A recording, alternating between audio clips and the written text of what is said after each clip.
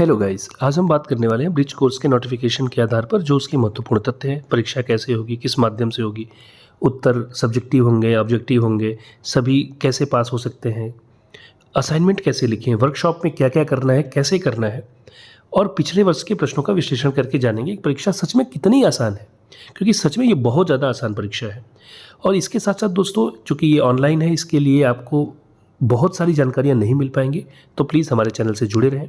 और वीडियो थोड़ी लंबी होगी, इसलिए पूरा देखें, ज़रूर देखें, वरना नुकसान आपका होगा। अब बात करने वाले हैं पहले कि ब्रिज कोर्स की अर्हता क्या है। सभी को पता है 2018 से लेकर 2023 के बीच में जो बीएड वाले नियुक्त हो चुके हैं, केवल उनके लिए ये ब्रिज कोर्स का आयोजन किया जा रहा है। इसके बाद जो लोग प्राइवेट में हैं वो कर सकते हैं, नहीं भी कर सकते, ये उनकी चॉइस है। वैसे ना ही करें तो बेहतर है, क्योंकि कोई मतलब भी नहीं है और फ़ायदा भी नहीं होने वाला है। केवल गवर्नमेंट वाले वो उनके लिए मजबूरी है। अब बात करते हैं इसकी एलिजिबिलिटी की। तो आप सभी को पता है एलिजिबिलिटी क्या क्या है। बीएड होना चाहिए और 18 से लेकर 23 के बीच में नौकरी मिलनी चाहिए। जो इसकी फ़ीस है दोस्तों वो है 5,000 रुपये। इस कोर्स की NIOS इसको कराता है।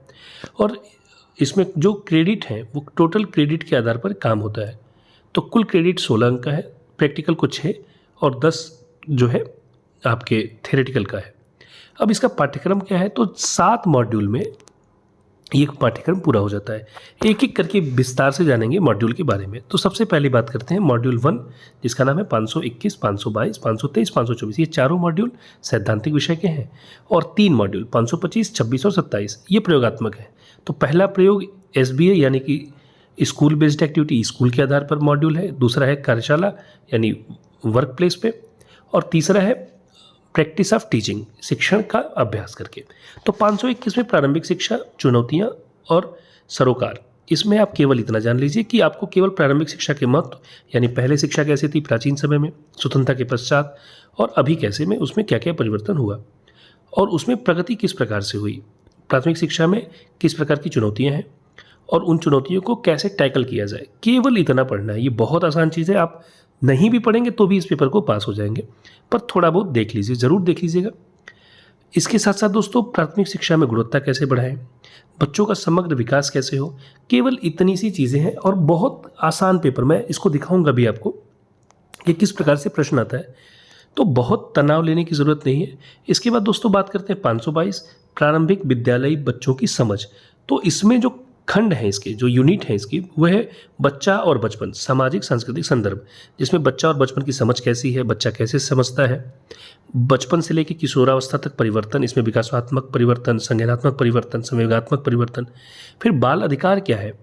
और जो अगली इकाई है वो है अधिगम को सुसाध्य बनाना, यानी आप अधिगम को आसान कैसे बना सकते हैं। इसमें बच्चा कैसे सीखता है, संज्ञानात्मक विकास के चरण कौन कौन से हैं, अधिगम के धार्मिक, सांस्कृतिक और सामाजिक आयाम। इसके साथ साथ बचपन के सरोकार क्या क्या है, प्रेरक अधिगम वातावरण का सृजन कैसे करेंगे आप।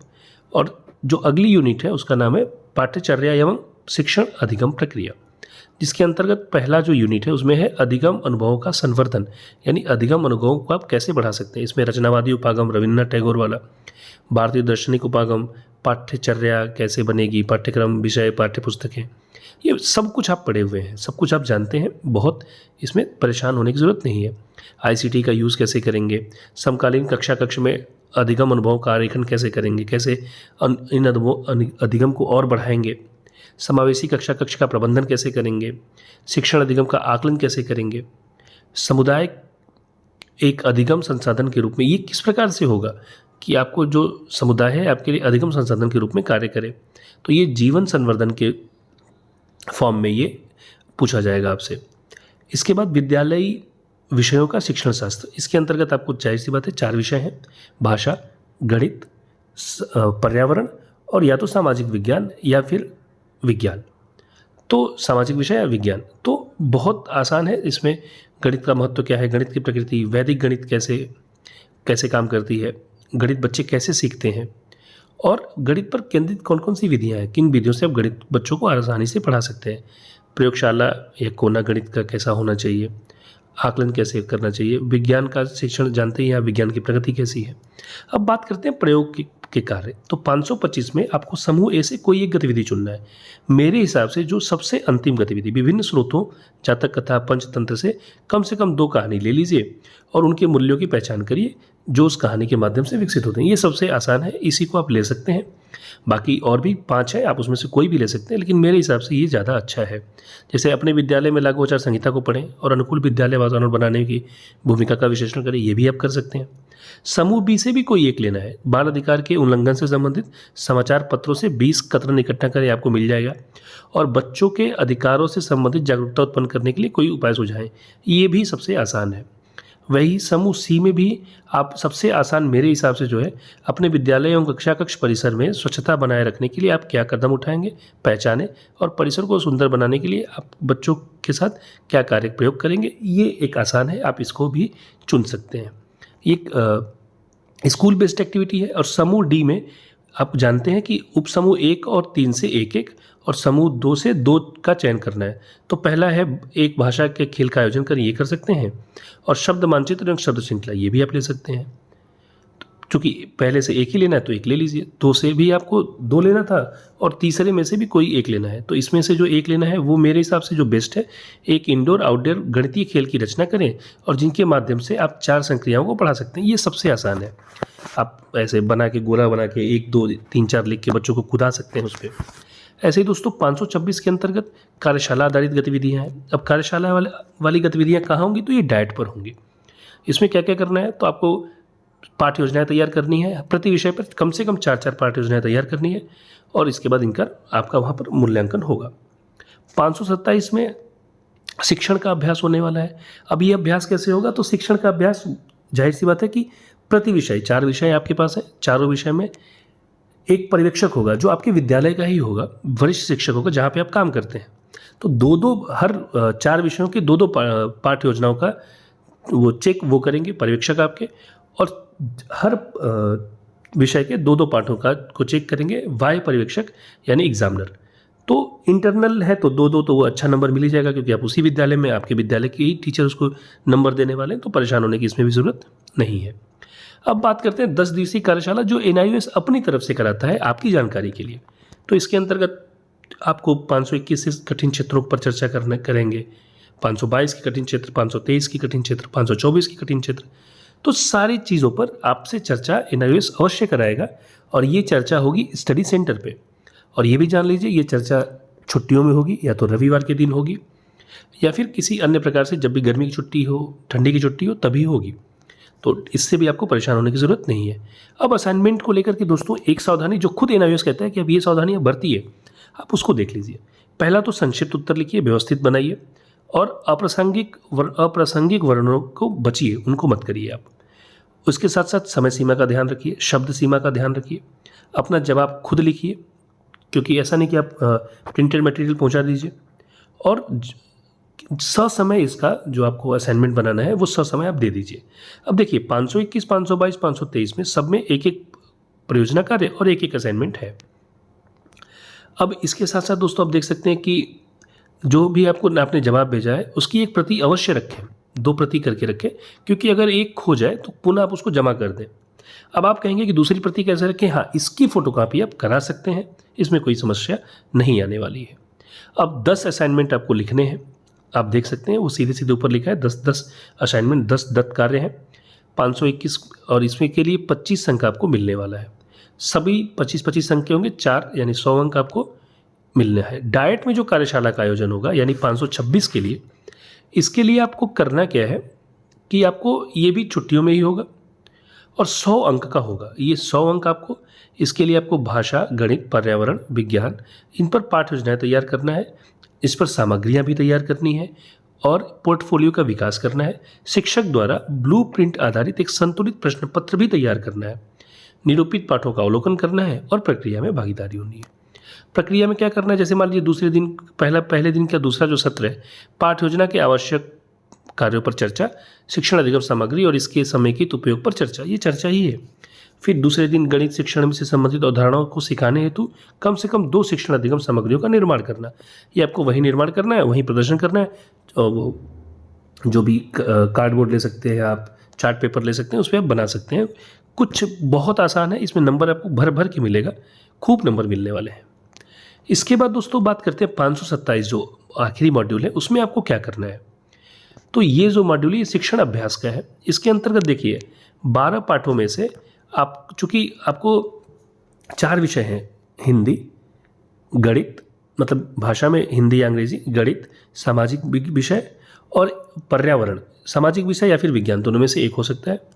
इसके अंतर्गत एक प्रशिक्षु परामर्शदाता, जैसा कि मैंने बताया परामर्शदाता आपके विद्यालय का वरिष्ठ शिक्षक होगा और एक पर्यवेक्षक जो बाहरी एग्जामिनर होगा।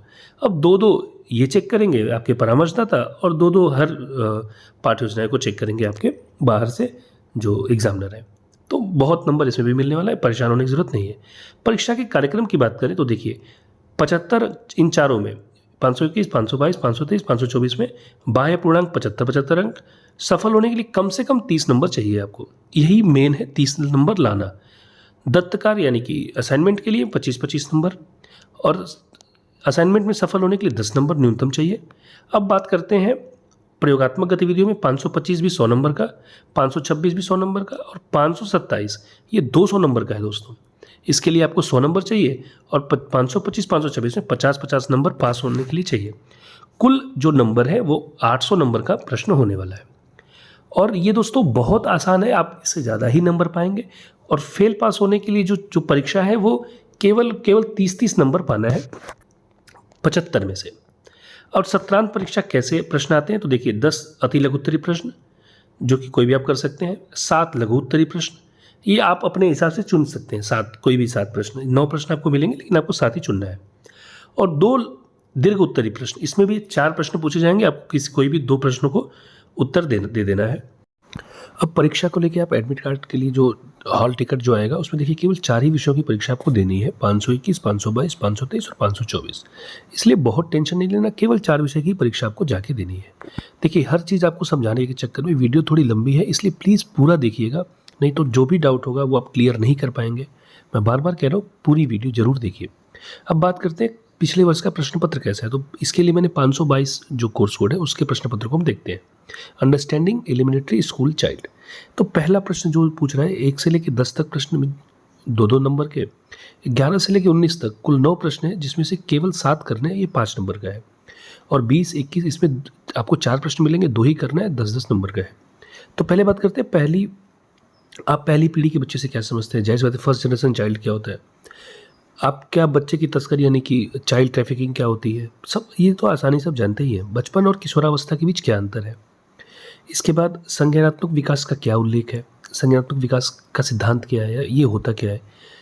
सहानुभूति और समानुभूति में क्या अर्थ है, मतलब क्या मतलब है, यानी कि एम्पैथी और सिंपैथी क्या है। मानव विकास के कौन कौन से चरण हैं, जानते ही हैं आप, 5 चरण। किशोर के रूप में अगर बच्चे के सामने क्या क्या समस्याएं आती हैं, ये प्रश्न है। तो ये सारे प्रश्न ऐसे हैं कि अगर आप नहीं भी पढ़े हैं तो आप अपने मन से भी इसका उत्तर दे सकते हैं, क्योंकि बहुत आसान ये प्रश्न होने वाले हैं आपके सामने। इसके बाद शिक्षक के व्यावसायिक विकास के आवश्यक घटक क्या है, UEE क्या है, स्कूल संदर्भ में गुणवत्तापूर्ण शिक्षा सुनिश्चित करने में अगर कोई बाधा आ रही तो लिखिए, ये भी आप लिख सकते हैं। ट्रांजिशन को कितने श्रेणियों में बांटा जाता है, ये भी ठीक है, ये थोड़ा सा कठिन हो सकता है आपके लिए। इसके बाद बात करते हैं जो 9 प्रश्नों में से जहाँ पे 7 करने हैं, NCF 2005 के बारे में। ये आप हमेशा जब भी आप BTC भी किए होंगे तो वहाँ आप जो भी किए होंगे उनको NCF बहुत इंपॉर्टेंट रहता है वहाँ। सर्व शिक्षा अभियान का संदर्भ क्या है, NEP क्या है। तो जैसे NEP 1986 तब पूछा गया, अब चूँकि न्यू एजुकेशन पॉलिसी आ चुकी है तो ये वाला जो न्यू एजुकेशन पॉलिसी है बहुत इंपॉर्टेंट है, 5+3+3+4 वाली। बाल केंद्रित शिक्षा क्या है, NICFTE 2009 के आधार क्या है, क्या TQM प्रारंभिक शिक्षा में लागू किया जा सकता है, महात्मा गांधी और स्वामी विवेकानंद के दार्शनिक विचार क्या है, स्कूलों में अलग अलग दृष्टिकोण अपनाने से छात्रों पर क्या प्रभाव पड़ता है। तो ये केवल हाइपोथेटिक के ज़्यादा क्वेश्चन है, बहुत पढ़ने की ज़रूरत नहीं, बस समझने की ज़रूरत है। तो इतना ही आसान रहने वाला है। धन्यवाद दोस्तों, थैंक यू सो मच।